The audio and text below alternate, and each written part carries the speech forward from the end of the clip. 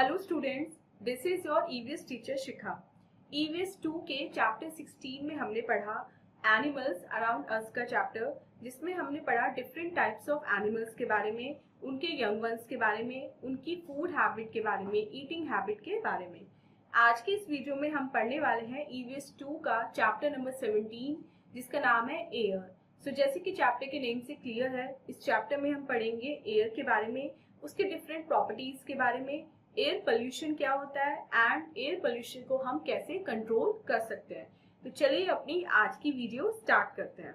So this is our today's chapter, chapter 17, and the name of the chapter is air. But as usual before starting the chapter we will solve the tune up section. और देखते हैं tune-up section में हमसे क्या करने के लिए बोला गया है। Name 3 things that have air filled in dam. आपको ऐसे 3 थिंग्स के नेम्स लिखने हैं जिसमें एयर भरी होती है। Name 2 things that give out smoke. और 2 ऐसी चीजों के नाम लिखने हैं जिनमें से स्मोक निकलता है। Have you noticed leaves fluttering on trees, clothes moving on the clothes line? What moves them? It is air. Air is all around us. It cannot be seen. We can only feel air. क्या आपने कभी देखा है कि पेड़ पे जो leaves हैं वो फ्लटर कर रही हैं, यानी कि वो हिल रही हैं? जो कपड़े हमने सुखाने के लिए डाले हैं वो हिल रहे हैं, वो उड़ रहे हैं। ये सब किसकी वजह से होता है? ये सब होता है एयर की वजह से। एयर हमारे चारों तरफ होती है, इसको हम देख नहीं सकते, ये हमें दिखाई नहीं देती, हम केवल एयर को फील कर सकते हैं। अब हम पढ़ेंगे एयर की प्रॉपर्टीज के बारे में कि एयर की क्या क्या पहचान होती है, क्या क्या प्रॉपर्टीज होती हैं। First property is air occupies space. Air space को घेरती है। कैसे? Take a deflated balloon and keep it in a small box and close it. Now fill air in the balloon and try to place it in the same box. It does not fit into it. This shows that air occupies space। अब आपको एक balloon लेना है, लेकिन उसमें आपको अभी air fill नहीं करनी है। डिफ्लेटेड बलून लेना है और उसको एक छोटे से बॉक्स में बंद करके रख देना है। अब आपको उसी बलून में एयर फिल करनी है, मतलब फुल एयर फिल करनी है, और ट्राई करो कि उसी बॉक्स में वो जो फिल्ड बलून है वो आ जाए। वो फिल्ड बैलून उस छोटे से बॉक्स में नहीं आएगा, क्योंकि अब उसमें एयर आ चुकी है। और एयर क्या करती है? एयर स्पेस लेती है, एयर जगह घेरती है। तो उसके लिए अब आपको एक बड़ा बॉक्स चाहिए होगा। ठीक है, तो ये प्रूव करता है कि एयर स्पेस को ऑक्यूपाई करती है। Next is air has weight. Air में वेट होता है। अब ये कैसे हम प्रूव कर सकते हैं? Take a deflated and an inflated ball of the same size, weigh both of them separately. We see that the ball filled with air weighs more than the deflated one. This shows that air has weight. अब आपको 2 ball लेनी है same size की, लेकिन एक ball football type की हो सकती है जिसमें हम एयर आप भर सकते हो। ऐसे आपको बॉल लेनी है। एक बॉल में एयर भरनी है और दूसरी बॉल में एयर नहीं भरनी है। ठीक है, एक डिफ्लेटेड फॉर्म में और एक इन्फ्लेटेड फॉर्म में आपको लेनी है। उन दोनों को आपको अलग अलग उनका वेट कर लेना है कि किसमें कितना वेट है। अब हम देखेंगे कि वो बॉल जिसमें एयर है वो उस बॉल के कंपैरिजन में भारी हो गई है जिसमें एयर नहीं है। तो ये एक्टिविटी क्या प्रूव करती है? ये एक्टिविटी प्रूव करती है कि एयर में वेट होता है। नेक्स्ट टॉपिक इज, या next property is air expends on heating. Heat होने के बाद जो एयर है वो एक्सपेंड हो जाती है, फैल जाती है। कैसे? Heat water in a covered pan. After some time, when the water starts boiling, we notice the lid of the pan shaking. The vapors rise and move the lid. This shows that air expands on heating. Air is odorless and colorless. It cannot be seen. We can only feel the moving air. अब आपको एक ढके हुए pan में, मतलब जिसमें ढक्कन लगा हो, ऐसे पैन में आपको कुछ वाटर को गर्म करना है। जैसे जैसे वाटर बॉईल होने लगेगा वैसे वैसे आप देखेंगे कि जो उस लिड का ढक्कन है वो हिल रहा है। ठीक है, और एक टाइम ऐसा आएगा वेपर्स इतनी स्ट्रांग हो जाएंगी बॉइलिंग वाटर की कि वो उस लिड को अपनी जगह से डिस्प्लेस भी कर सकती है या बिल्कुल हटा भी सकती है। ये क्या शो करता है? ये एक्टिविटी शो करती है कि एयर जो है वो हीट होने पे एक्सपेंड हो जाती है, वो हीट गर्म होने पे फैल जाती है।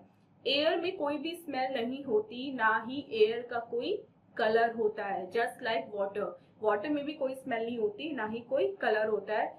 एयर को हम देख नहीं सकते, बस केवल फील कर सकते हैं। Next topic is air pollution, वायु प्रदूषण। Air pollution is caused when gases, dust particles and smoke make the air dirty. These are harmful substances.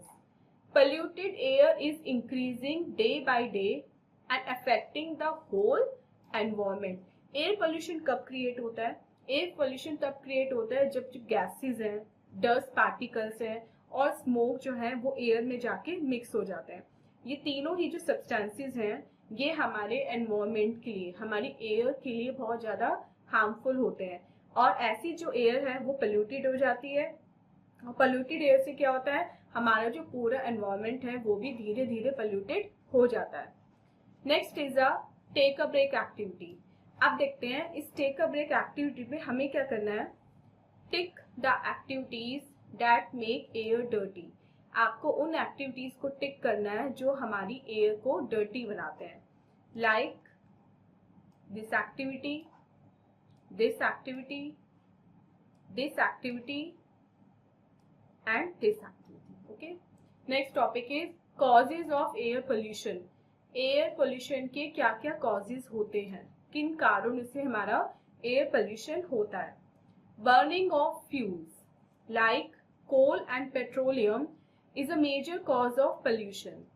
Many vehicles use petrol to run and emit harmful gases that make the air dirty.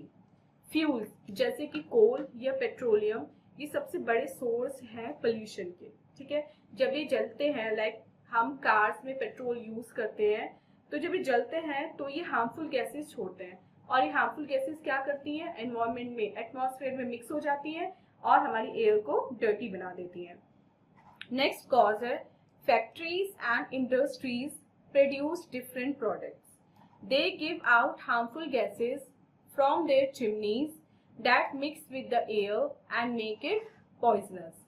Burning of garbage and crackers also produce particles that are harmful for the atmosphere. Cutting of trees is harmful for environment. Trees take up carbon dioxide and give out oxygen for breathing. Factories और industries जो होती हैं वो भी नए नए product बनाती रहती हैं और जब भी वो प्रोडक्ट्स बनाती हैं तो उनकी चिमनी से, जो चिमनियाँ लगी होती हैं उनसे हार्मफुल जो गैसेस हैं वो बाहर निकलती हैं, वो भी एनवायरनमेंट में जाके मिक्स हो जाती हैं और उससे भी क्या होता है, हमारा जो एयर है वो पोल्यूटेड हो जाती है, एयर पोल्यूशन बढ़ जाता है। गार्बेज को जलाने से या क्रैकर्स को यानी कि पटाखों को जलाने से भी जो पार्टिकल्स हैं हार्मफुल वो एयर में मिक्स हो जाते हैं और एयर पोल्यूशन क्रिएट करते हैं। जब भी हम पेड़ काटते हैं वो भी हमारे एनवायरनमेंट के लिए काफी हार्मफुल होता है, क्योंकि ट्रीज का रोल क्या होता है, ट्रीज जो हार्मफुल गैसेस होती हैं लाइक कार्बन डाइऑक्साइड, मतलब उनको एब्जॉर्ब कर लेते हैं और फ्रेश एयर यानी कि ऑक्सीजन देते हैं। अब जो ट्रीज कटना स्टार्ट हो जाते हैं तो ट्रीज बचेंगे नहीं, तो जो कार्बन डाइऑक्साइड है जिसको कम होना जरूरी होता है उसके लेवल को वो कैसे एब्जॉर्ब करेंगे ट्रीज, ट्रीज तो हमने काट दिए, इसलिए ट्रीज हमारे एनवायरनमेंट के लिए बहुत ज्यादा इंपॉर्टेंट होते हैं और जैसे वो कटते हैं उनका नंबर जो कम होता चला जाता है, उस वजह से हमारा जो एयर पोल्यूशन है वो इंक्रीज होता चला जाता है। आप देखते हैं आज मिक्की और मिनी हमें क्या बताने वाले हैं। Mickey, why are you coughing so much. Minnie पूछती है मिक्की से कि मिक्की तुम इतना कफ क्यों करो, मतलब तुम्हें इतनी खांसी क्यों हो रही है। मिक्की बताता है, some people have burnt the garbage near my house. The smoke is hurting the eyes and I am finding it difficult to breathe. Mickey कहता है कि कुछ लोगों ने मेरे घर के पास गार्बेज को जला दिया है, अब उसमें से जो स्मोक निकल रहा है वो मेरी आंखों में लग रहा है, मतलब मेरी जो आईज हैं वो जल रही हैं उस स्मोक से और मुझे सांस लेने में प्रॉब्लम हो रही है, इसलिए मुझे खांसी आ रही है। Instead of burning the garbage, it should be filled in the landfills it will reduce the garbage and the pollution create by burning it. तो मीनिंग उसको कहती है कि गार्बेज को जलाने से अच्छा था कि वो गार्बेज को लैंडफिल में डाला जाता। इससे क्या होता, जो हमारा पोल्यूशन है, एयर पोल्यूशन, वो कम हो जाता। क्यों? क्योंकि हम गार्बेज जलाते नहीं, तो एयर पोल्यूशन कैसे होता और वो दूसरे लोगों को भी इतना हार्म नहीं पहुंचाता। Next topic is reducing air pollution. Air pollution को हम कैसे रिड्यूस कर सकते हैं, कैसे कम कर सकते हैं। We must be aware of the increasing level of air pollution and understand the need to make air fresh and clean. Here are some ways to do it. अब हमें ये समझने की ज़रूरत है कि हमारे जो एयर है उसमें पोल्यूशन का लेवल लगातार बढ़ता जा रहा है और हमें अब कोशिश करनी चाहिए कि हम अपनी एयर को ज़्यादा से ज़्यादा फ्रेश और क्लीन बना सकें। इसके लिए कुछ तरीके यहाँ पे दिए गए हैं जो आपको अपनाने चाहिए। लाइक ग्रो मोर ट्रीज, ज़्यादा से ज़्यादा आपको पेड़ लगाने चाहिए। Use CNG gas in vehicle, आपको व्हीकल्स में CNG यूज करना चाहिए। Industries and factories should be away from housing areas, they must be fitted with chimneys. जो इंडस्ट्रीज और फैक्ट्रीज हैं वो जो हाउसिंग एरियाज है जहाँ पे कॉलोनीज होती है उनसे काफी दूर होनी चाहिए और सभी इंडस्ट्रीज और फैक्ट्रीज में चिमनी होनी चाहिए स्मोक को फिल्टर करने के लिए। गार्बेज को बर्न नहीं करना चाहिए। क्रैकर्स को बर्स्ट करना अवॉइड करना चाहिए। हमें पब्लिक ट्रांसपोर्ट और कारपूल का ज़्यादा यूज़ करना चाहिए और व्हीकल्स को रेगुलरली हमें पोल्यूशन के लिए चेक कराना चाहिए। Next topic is airborne diseases. कुछ ऐसी डिजीजेस जो हवा से हो जाती हैं, पोल्यूटेड हवा से हो जाती हैं। Breathing in harmful and polluted air causes several health problems. It gives birth to many airborne diseases. They are simply developed in our body by breathing. They spread when an infected person coughs, sneezes, or throws out nasal or throat mucus. Some of the airborne diseases are common cold, mumps, influenza, measles, chickenpox, and tuberculosis. प्रदूषित हवा में सांस लेना बहुत ज़्यादा मुश्किल होता है, इससे हमारी हेल्थ भी इफेक्टेड होती है और हमें बहुत सारी ऐसी डिजीज भी लग जाती हैं जो पोल्यूटेड एयर को ब्रीथ करने से होती हैं। ये सिंपल हमारी बॉडी में ब्रीथिंग के थ्रू हो जाती हैं। ये कैसे फैलती हैं? किसी इन्फेक्टेड पर्सन से कोल्ड के थ्रू फैल जाती हैं, कफ के थ्रू फैल जाती हैं, या फिर जो नेसल और थ्रोट का म्यूकस होता है, थूक होता है, उससे भी फैल जाती हैं। और वो डिजीज कौन कौन सी हैं?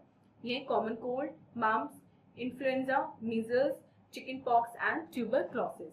आप इन डिजीज के सिम्टम्स क्या है, आपको कैसे पता चलेगा कि आपको इनमें से कोई डिजीज ने इफेक्ट कर दिया है? Some common symptoms of airborne diseases are coughing, sneezing, congestion, running nose, sore throat, headache, body ache, fever and loss of appetite. ये सब कॉमन सिम्टम्स हैं जो हमें एयरबॉर्न डिजीज के कारण होते हैं। इनको प्रिवेंट कैसे कर सकते हैं? अब नीचे कुछ तरीके दिए गए हैं जिनकी हेल्प से आप इन डिजीज को प्रिवेंट कर सकते हैं। लाइक किसी भी बीमार पर्सन जिसको कोल्ड या कफ हो रहा हो उससे कांटेक्ट में आने से बचिए। अगर आप बीमार हैं तो घर पर ही रहिए। स्नीज करते हुए या कफ करते हुए अपने माउथ को, अपने मुंह को ढककर रखिए। बीमार पर्सन की कोई भी चीज आपको यूज नहीं करनी है। आपको हमेशा मास्क पहनना है जिससे आप इन्फेक्शन से बच सकें। यहाँ या वहाँ कहीं भी आपको कुछ भी स्पिट नहीं करना, मतलब ऐसे थूकना नहीं चाहिए आपको ओपन में। आपको घर पे या अदर पब्लिक प्लेसेस में डिसइंफेक्टेंट्स का यूज करना चाहिए और बच्चों को प्रॉपर एज पे सारी वैक्सीनेशन लगनी चाहिए, उनको सारे इंजेक्शंस लगने चाहिए। Next is a fun activity. आप देखते हैं इस फन एक्टिविटी में हमें क्या करना है? स्लोगन। राइट अ स्लोगन और message on reduction of air pollution, make it very attractive. अब आपको क्या करना है? एक स्लोगन लिखना है बहुत अट्रैक्टिव सा, किस टॉपिक पे? रिडक्शन ऑफ एयर पोल्यूशन पे, और इसको आपको काफी अच्छे से डेकोरेट करना है। सो स्टूडेंट्स, ये थी हमारी चैप्टर की एक्सप्लेनेशन। आई होप आपको एयर एंड एयर पोल्यूशन का कंसेप्ट अच्छे से समझ में आ गया है। अब चलते हैं अपने एक्सरसाइज पार्ट की तरफ और देखते हैं एक्सरसाइज में हमें क्या करना है। A part, put a tick on the correct option. Correct option को आपको टिक करना है। First is it does not move with moving air. चलती हवा के साथ ये नहीं मूव होते। लीव्स होती हैं, क्लोथ्स होते हैं, बट माउंटेन्स नहीं होती। सेकेंड, इट कॉजेज पोल्यूशन, ये पोल्यूशन क्रिएट करता है क्या? प्लांट लगाना, स्पिट करना या फिर washing, spitting, B. Third, it is a correct way to avoid air pollution, air pollution का एक करेक्ट वे, इसको हम अवॉइड कर सकते हैं। Chimneys, car and B cigarette, B option is correct. B part देखते हैं। Filling the blanks using the given words, public, air mumps, weight, garbage and space. अब यहाँ आपको कुछ वर्ड्स दिए हैं आपके हिंट के लिए, इन वर्ड्स को आपको नीचे यहाँ पे जो ब्लैंक्स है उनमें यूज करना है। फर्स्ट देखते हैं, इज इनविजिबल, क्या इनविजिबल होती है? एयर, तो यहाँ पे हम नंबर 1 डाल देंगे, air. Number 2, air has, air में वेट होता है एंड इट ऑक्यूपाइज स्पेस, ये भी सेकंड होगा आपका। Third, burning of causes air pollution, burning of garbage, ये थर्ड पे आएगा। Fourth, we should use transport, we should use public transport. And fifth is an airborne diseases, mumps. So students, this was your explanation part. I hope आपको complete chapter अच्छे से समझ में आ गया है। This was our today's video. मिलते हैं अपनी next video में इससे next chapter की explanation के साथ। Till then, take care. Bye bye.